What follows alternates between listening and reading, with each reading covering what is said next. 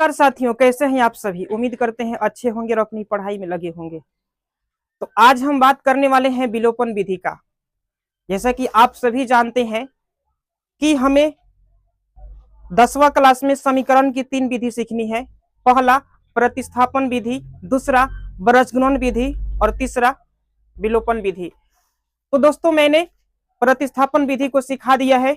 अगर आपने अभी तक वो वीडियो नहीं देखा है तो उस वीडियो का लिंक मैं डिस्क्रिप्शन में दे दूंगा, आप देख लीजिएगा। और आज हम सीखने वाले हैं विलोपन विधि को।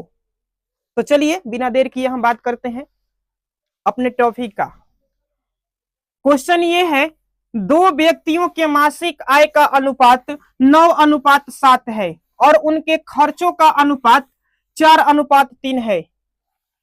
यदि प्रत्येक व्यक्ति महीने में 2000 रुपए बचा लेता है तो उसकी मासिक आय ज्ञात कीजिए। तो जैसा कि आप सभी जानते हैं कि ये जो क्वेश्चन है वो किस चैप्टर से है। चैप्टर का नाम है दो चरों वाले रैखिक समीकरण। तो हम पहले क्या करेंगे, इसको रैखिक समीकरण के रूप में लिख लेंगे और फिर इसे हल करेंगे। आप सभी ध्यान दीजिएगा कि यहाँ पर दो व्यक्ति का जो आय का अनुपात है वो 9:7 है और जो खर्च का अनुपात है वो 4:3 है। तो हम इसे क्या कर लेंगे, आय को x मान लेंगे, खर्च को y मान लेंगे। चलिए मानते हैं। सबसे पहले हम यहाँ पे लिखेंगे हल, लिखेंगे माना कि मासिक आय का अनुपात, मासिक आय का अनुपात, माना कि मासिक आय का अनुपात x तथा खर्च का अनुपात y है। माना कि मासिक आय का अनुपात x तथा खर्च y है। अब यहां लिखेंगे प्रथम शर्त से, प्रथम शर्त से। अब आप लोग देख सकते हैं कि जो पहला व्यक्ति है इसका आय का अनुपात कितना है, 9, और खर्च का अनुपात कितना है, 4। तो अगर हम आय में से खर्च घटा देंगे तो निकल जाएगा बचत। क्या निकल जाएगा, बचत निकल जाएगा, निकल जाएगा ना। तो लिखते हैं आय का अनुपात x है और इसका क्या है, 9 है। तो इसका आय 9x माइनस खर्च क्या है, 4। हमने खर्च को क्या माना है, y। तो 9x माइनस 4y बराबर कितना बचत करता है, 2000। कितना करता है, 2000। तो बराबर 2000। इसको मान लेंगे समीकरण 1। किसी बच्चे को यहां तक दिक्कत? हमने ये समीकरण कैसे बनाया, किसी बच्चे को दिक्कत, एनी प्रॉब्लम? अब आते हैं दूसरे शर्त से। दूसरे शर्त से, दूसरे शर्त में देखिए दूसरी व्यक्ति की आय का अनुपात क्या है, 7। कितना अनुपात है, 7। और इसका खर्च क्या है, 3। और ये भी बचाता है 2000, बचाता है ना। तो इसका भी हम क्या कर लेंगे, आय में से खर्च को घटा लेंगे, घटा लेंगे ना। तो इसका आय 7 है और हमने अनुपात को 1 माना है। क्या आप बोलो, यहाँ मैया आय का अनुपात है और यहाँ खर्च का अनुपात है। बुक से क्वेश्चन मैच करो, ठीक है। अब कोई डाउट? तो जो दूसरा व्यक्ति उसका आय का अनुपात क्या है, 7 और खर्च का अनुपात क्या है, 3। तो अगर हम यहां भी आय में से खर्च को घटा देंगे निकल जाएगा बचत। चलिए घटाते हैं। इसका जो आय का अनुपात वो 7 है तो 7x लिखेंगे माइनस खर्च का अनुपात क्या है, 3। हमने खर्च को y माना है तो 3y बराबर ये भी कितना बचाता है, 2000। तो 2000 समीकरण 2। किसी को दिक्कत? अब देखिए विलोपन का मतलब क्या होता है कि एक पद को लुप्त कर देना है। कैसे? तो देखिए यहां पर हमें समीकरण 1 में देखना है कि y का गुणांक क्या है, 4। y में कितना से गुना किया गया है, तो इसमें क्या 4 लेकर के समीकरण 2 में गुना कर देंगे। किसमें कर देंगे, यहां समीकरण 2 में y का गुणांक क्या है, तो इस 3 से समीकरण 1 में गुना कर देंगे। बात समझ में आ रही है? हमें क्या करना है कि जो समीकरण 2 में y का गुणांक y का गुणांक क्या है 4। इस 4 को लेना है और समीकरण 2 में गुना कर देना है। किसी को दिक्कत? समीकरण 2 में y का गुणांक क्या है, इस 3 को लेना है और समीकरण 1 में गुना कर देना है। आई बात समझ में, ताकि हम समीकरण को कटा सके, क्या कर सके। तो अब यहां लिखेंगे कि समीकरण 1 में, समीकरण 1 में ये हमारा समीकरण 1 है, इस 1 में कितना से गुना करना है, y का गुणांक 3 है ना, तो 3 से करेंगे ना, किसी को दिक्कत। समीकरण 1 में 3 से गुना करने पर, गुना करने पर, चलिए समीकरण 1 में 3 से गुना करते हैं। यहां 3 लिखेंगे और समीकरण 1 को लिखते हैं 9x माइनस 4y बराबर 2000। सभी बच्चे बोलेंगे अगर हम 3 में 9x से गुना करेंगे तो क्या होगा, 9 तिया 27x माइनस 4 में 3 से कर देंगे 4 तिया 12y बराबर 2000 में 3 से कर देंगे 2 तिया 6000। अब इसको मान लेंगे समीकरण 3। क्या मान लेंगे? अब बताइए कि हमने समीकरण 1 में समीकरण 2 में जो y का गुणांक 3 है वो 3 से गुना कर दिया, तो अब समीकरण 2 में हम कितना से गुना करेंगे, कितना से गुना करेंगे, क्योंकि समीकरण 1 में y का गुणांक 4 है ना जी।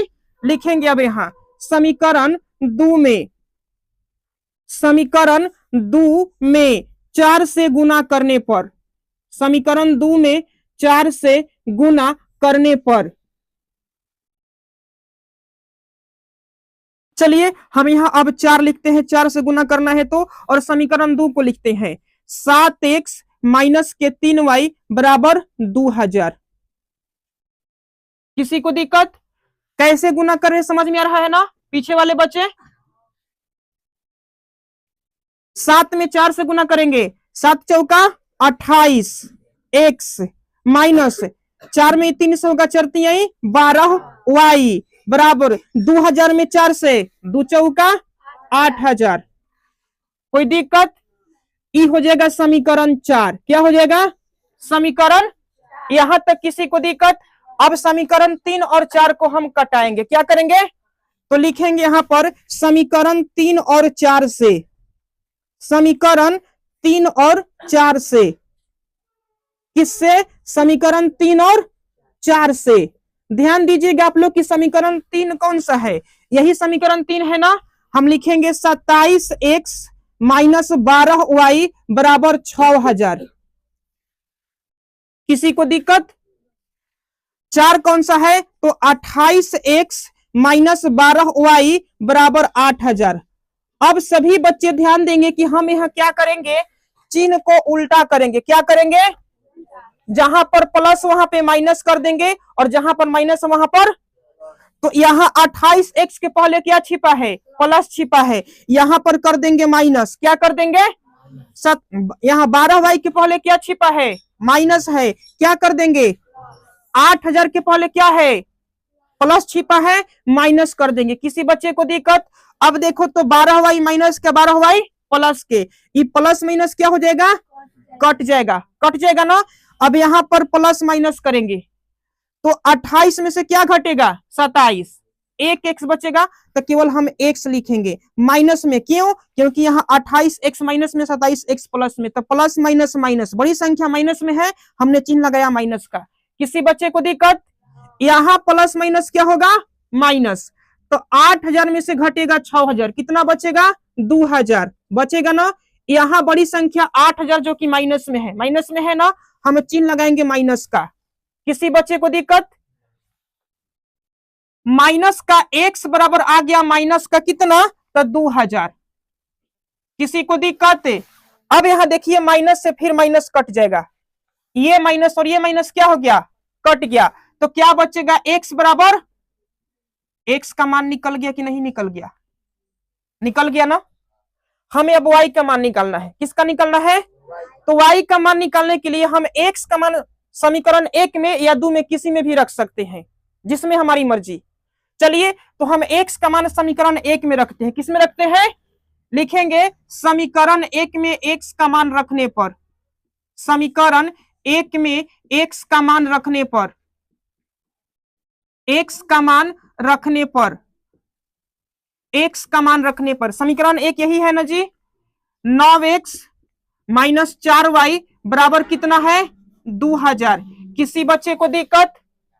तो 9 गुना x का मान कितना है 2000, कितना है 2000 माइनस ये 4y अब बराबर 2000। किसी बच्चे को दिक्कत?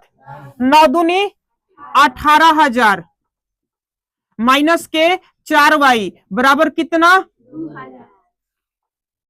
अब देखिए लिखेंगे माइनस के 4y बराबर 2000, 18 प्लस में है उधर जाएगा तो माइनस में हो जाएगा, तो माइनस का 18,000।